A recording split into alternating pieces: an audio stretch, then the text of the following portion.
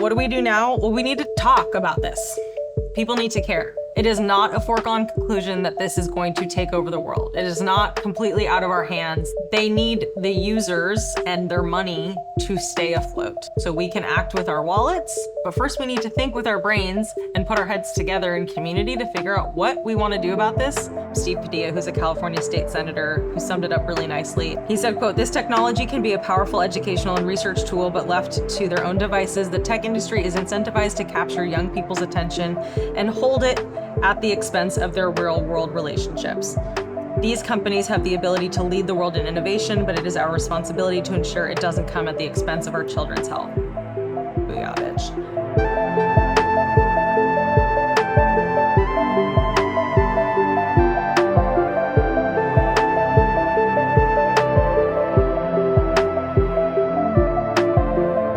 Because I care about child development and social development, I just want to make it very clear that I take strong issue with this idea that kids can learn how to socialize on an app with a sycophantic bot and then take those skills into the real world. Those are non-transferable skills. It's like learning Mandarin and going to a Spanish-speaking country. Because we're not getting regulation from anyone, I really want to implore parents to understand what their kids are utilizing on their phones and on their school laptops and on their personal laptops, to understand what they have access to understand what the age parameters are. This is another huge part about chatbot products and children, is that currently you'll see, in response to some of these lawsuits, Replica and Character AI now say that they're for kids 17 and older. ChatGPT and Grok, which is XAI, Elon Musk's company, say that they're for kids 12 and older. But what we know is that there's no real way to prove a child's age. They don't have an ID, and even if they did, people take issue with providing their identification onto such a large platform. It's really impossible to know if kids are being accurate about their age.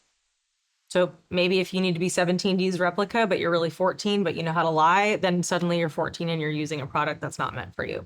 This is another thing that we're going to keep an eye on, along with these big landmark lawsuits, is what's going to happen with what's called age gating. OpenAI recently came out with a blog post talking about age prediction software, which, according to their blog post, said that they can predict how old someone is based on the content of what they're asking ChatGPT. So in order to predict how old someone is, they have to monitor their conversations with, which has privacy implications as well.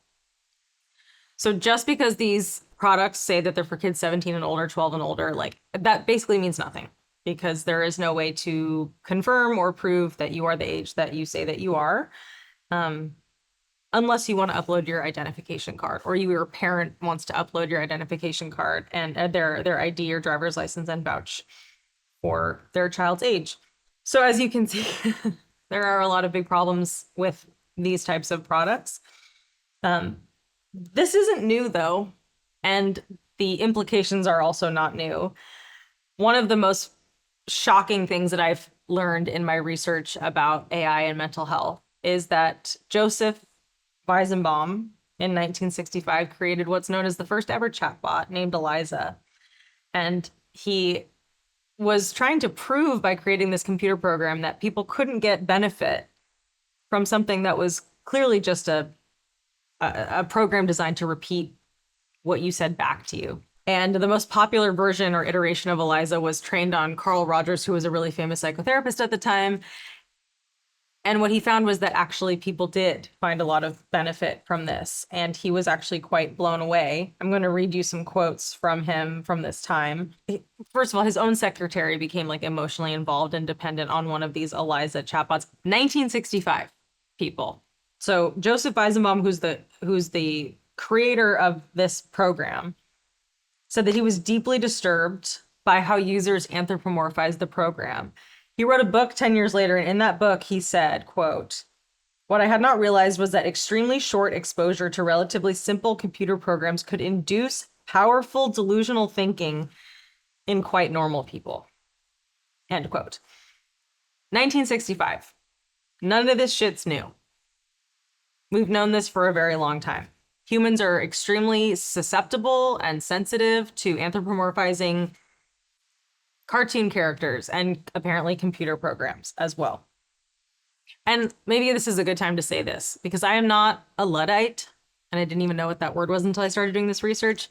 I believe that something as powerful as AI could absolutely help oncologists cure cancer.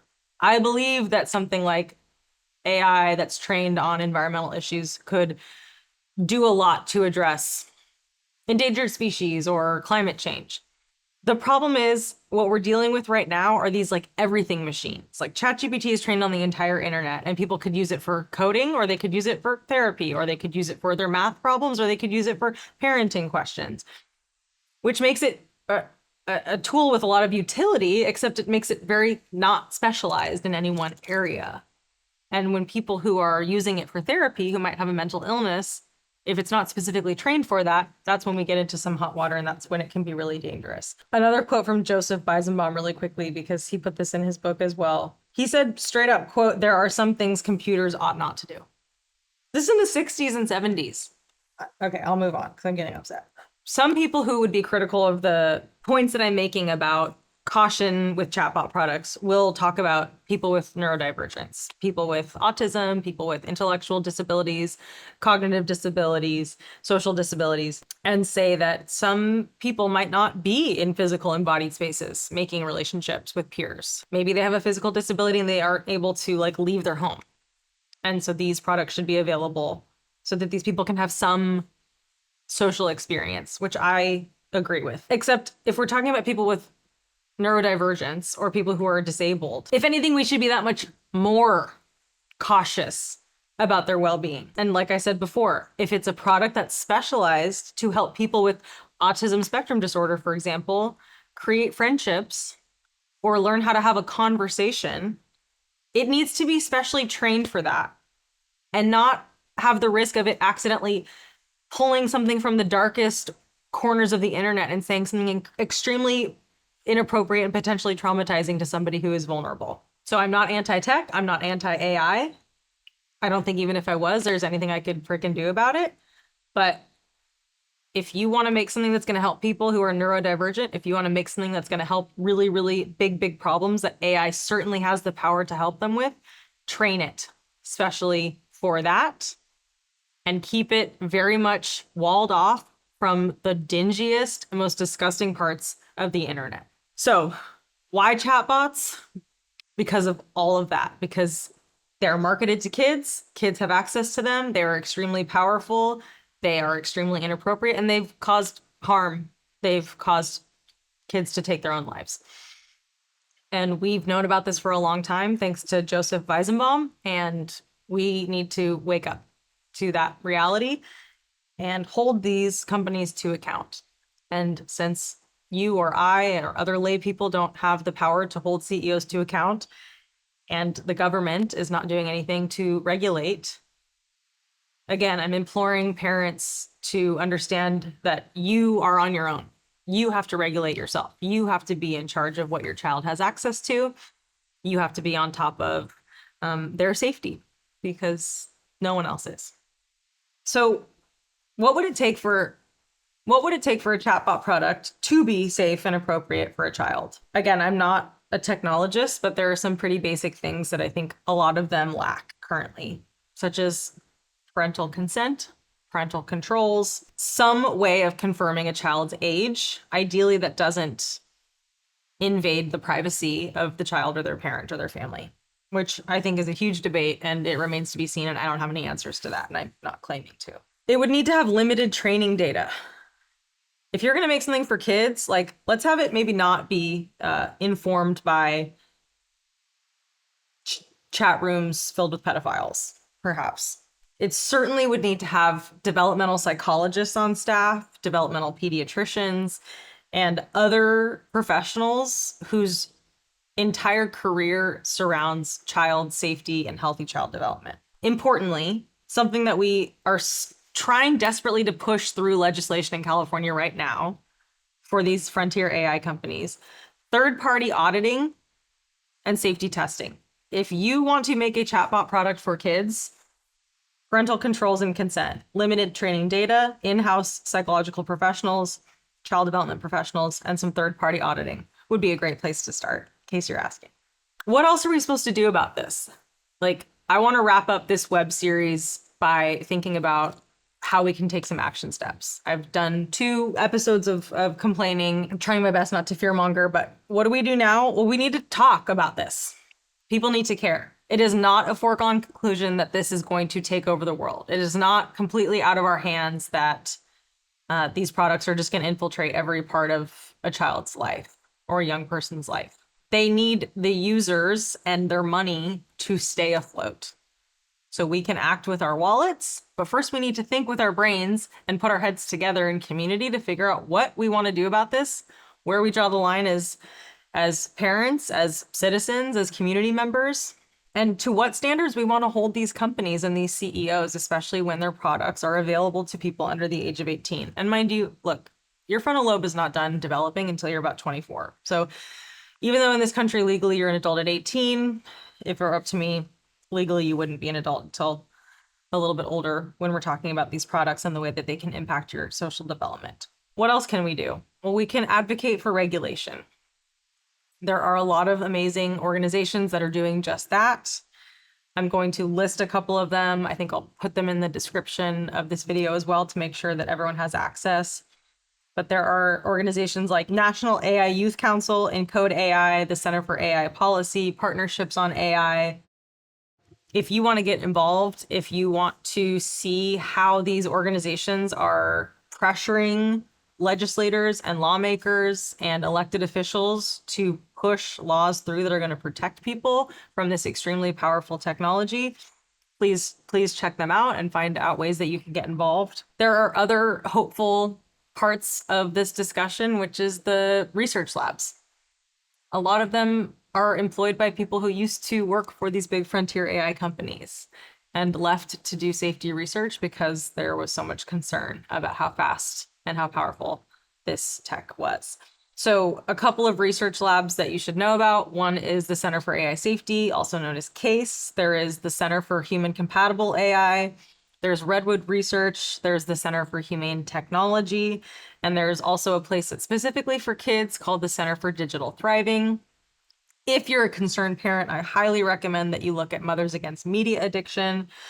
If you are interested in finding ways to get your kid out in physical space, get your kid leveraging in-person, peer-to-peer play, I strongly suggest that you look at letgrow.org. It is a fantastic organization that has endless resources for parents, kids, and teachers and schools.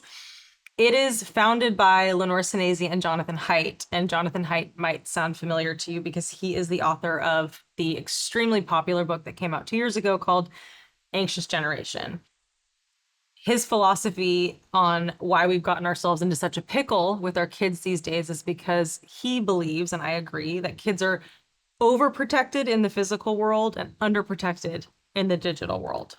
So if you have some cash and you want to support those research labs, or if you have some time and you like to volunteer at some of those amazing advocacy groups, that's a place to get started and to not feel overwhelmed and disempowered by just how giant these companies are and how much influence they have worldwide.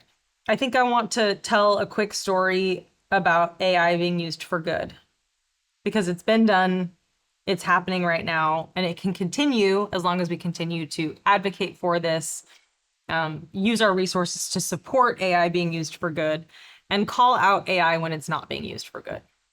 So if you are interested in AI, you've probably heard of Karen Howe's book called Empire of AI. She is an MIT reporter, researcher, and journalist, and she was the first person to ever be invited in to profile OpenAI in 2019.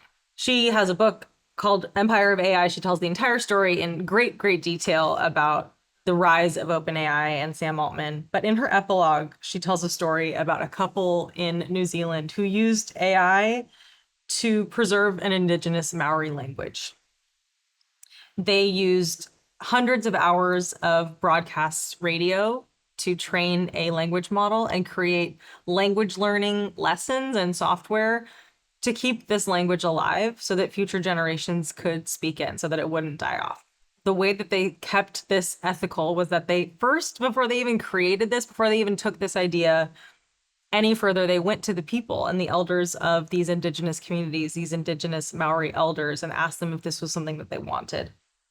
Then when they were going to collect data, they made sure that everyone who was contributing data, like recordings of this indigenous Maori language being spoken, that they knew exactly what their data was being used for and why. And it's just a beautiful example of how this should be. I mean, I'm not so naive. I know we live in a society that has its drivers and engines, and that these companies have certain incentives. I'm still just going to say it, and I think we all should be saying it, that we should hold these companies to higher standards. It is not a foregone conclusion that these things are going to take over our lives, that like we're just going to have to live with chatbots. We're just going to have to live with how these CEOs decide to implement and roll out these products. There are people who are using AI for good, and we should hold everybody using this powerful technology to that same standard. Some other things to look out for. There are 2 bills that have passed through the California legislature and are waiting for Gavin Newsom's signature. That's SB 53 and SB 243.